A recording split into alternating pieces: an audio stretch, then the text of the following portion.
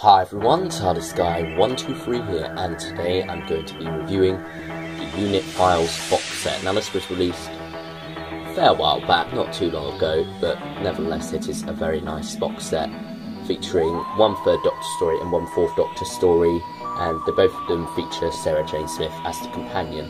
So, you know, it's a nice box set if you want to kind of like see how her companion changes across the different Doctors.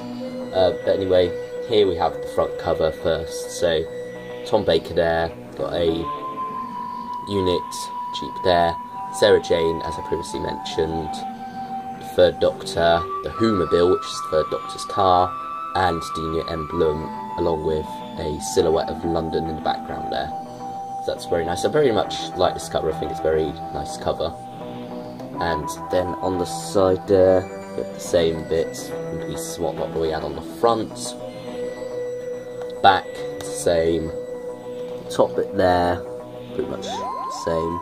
And then you have the bottom bit, which no one really cares too much about. And you have the sleeves of both the episodes.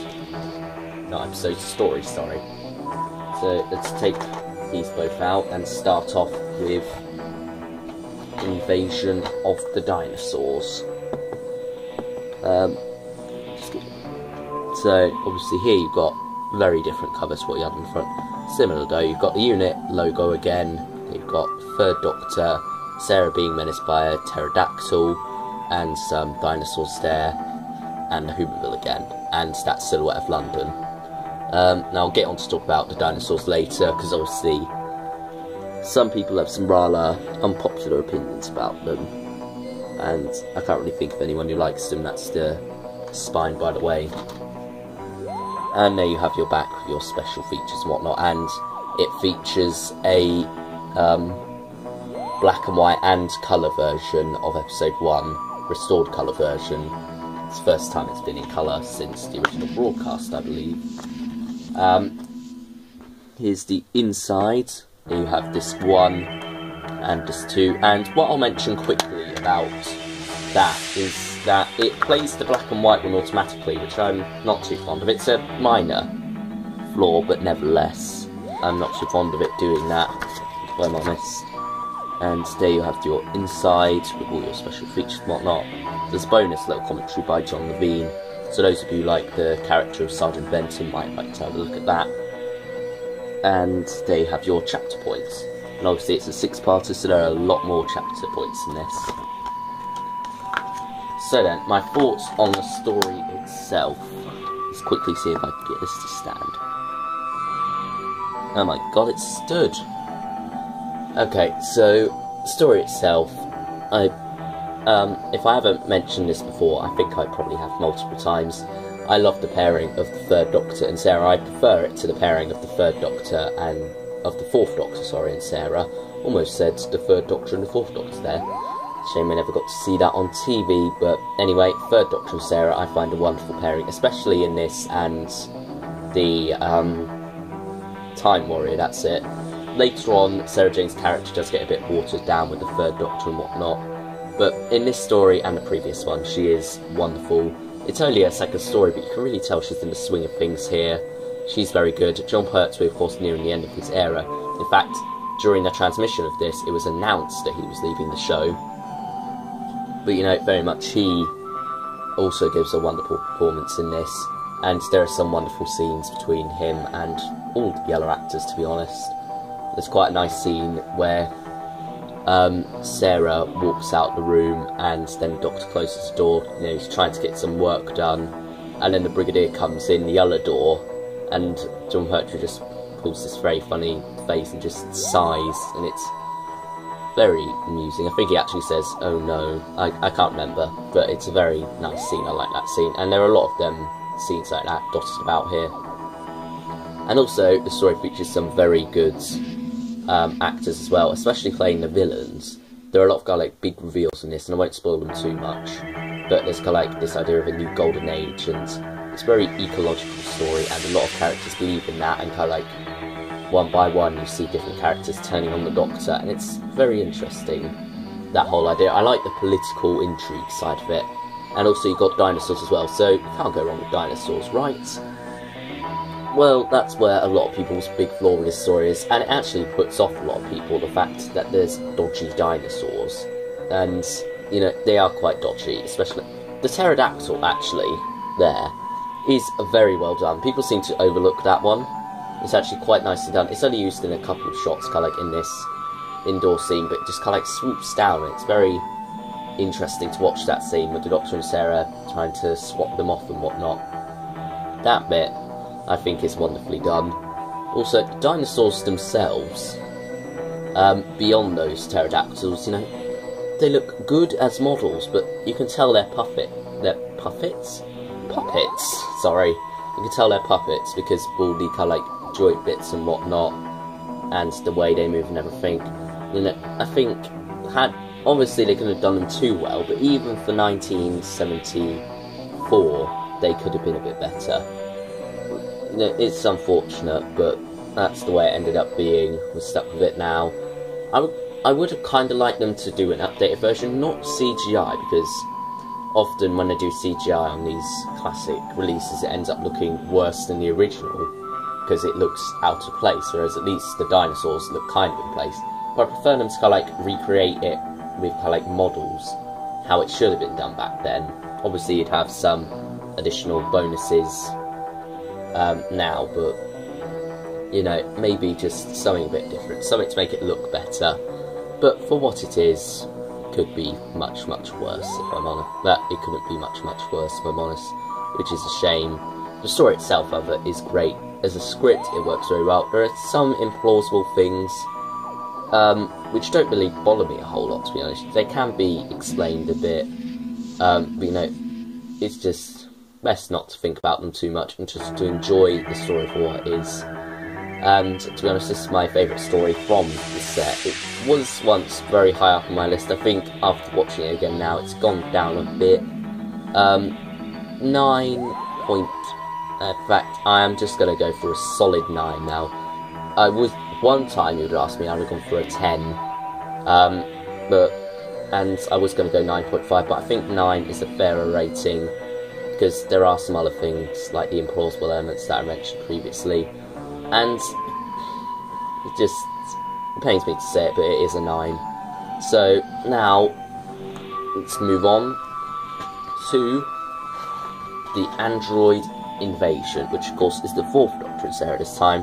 They have a Kral, some of the androids there, and some more androids there, and the 4th Doctor tied to that. And they have one of their pod things, the android pods. Decent cover, I quite like it. It's nothing kind of like amazing, but it's still quite good. And there you have your spine again. There's the back. There's a Weetabix advert on this, which is quite interesting if you want to look at that as a special feature. But anyway, let's open this up.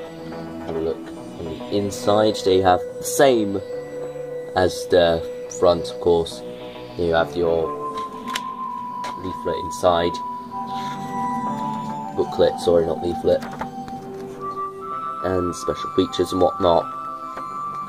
And the Android Invasion chapter points. So then, the Android Invasion as a story, what do I think about it? And the bigger question is, will it stand up? Yes, it will. So, Android Invasion, I think it is a wonderful story. Nice little story, but once again, lots of implausible elements in it. And once you pick at this, just a tiny bit, suddenly the whole thing starts to fall apart. Which is unfortunate. It doesn't feel like... It's not a very tight script, I will say, by Terry Nation here. This is his only... not his only script, sorry. One of his 2 scripts that didn't feature the Daleks.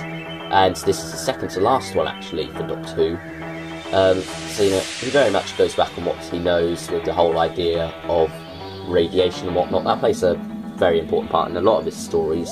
Obviously, it is the reason the Daleks are as they are. And, you know, in this story, there's a lot of mystery. I very much love part 1 and part 2. There's a lot of kind of like that mystery within the country village and whatnot. Empty, sleepy English town. strange occurrences going on, all the money and whatnot, the androids. It's all very nice. I do love those first 2 episodes especially. I could just watch them all day. They are very strong, very mysterious, but once you get into the second half, it's good, but it's just not too amazing, I would say.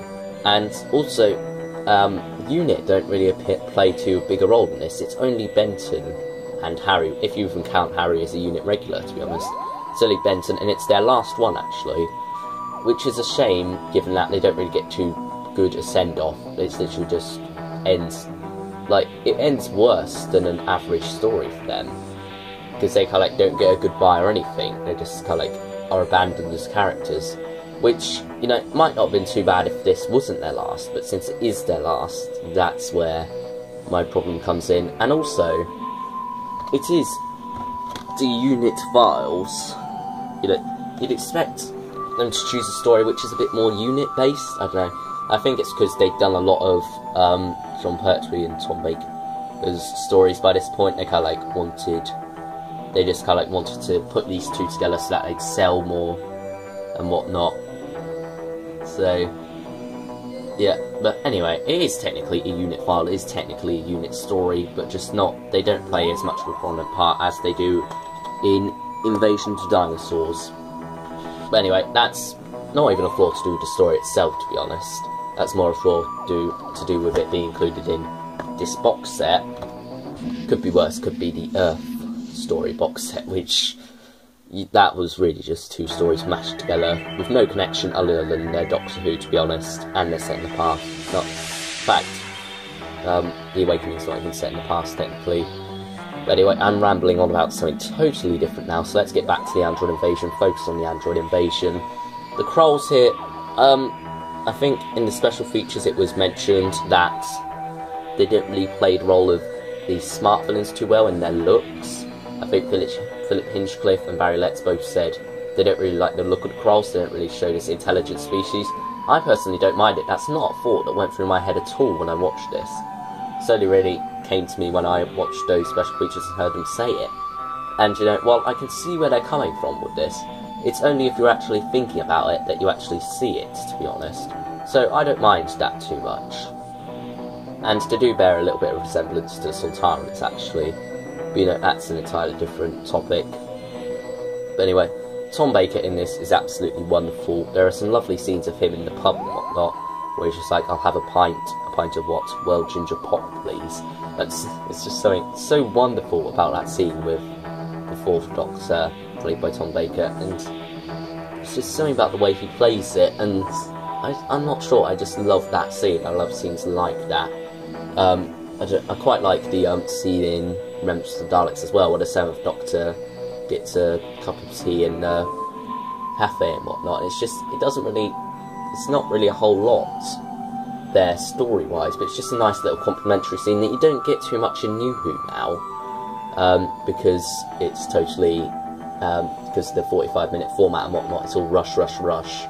You don't get time for scenes like that, you know, those little intimate scenes that really are very strong. And this story, 7.5 I think I'm going to go, because obviously it's flawed, especially when you start picking it, it all falls apart. But I do find a lot of enjoyment out of it at the same time, especially those first 2 parts. So let's take this and put it in the box. And, oh goodness, will they go? Yep. And rate the box set overall. So, I did mention a bit earlier that somebody can't fit in the camera frame. Did I knock the cameras? I don't know. I did mention earlier that, obviously, interesting choice to include the Android invasion in this. Both invasion, actually, they both got invasion in the title. But, anyway, you know, Unit Files, overall, is a very good box set. 1 strong story, 1 average, above average, I'll say, story. And, you know, it's a lot of fun, especially if you like the character of Sarah Jane Smith. I think this box set is worth getting, and if you like Unit as well. So, yeah, that's probably my thoughts overall on this box set. 8.5, I think I'd rate the box set overall, because there are some nice special features on here as well. Standard stuff, nothing extraordinary in terms of special features, but nevertheless what you do get is very good. So thanks for watching this review everyone, and I'll see you all next time. Bye everyone.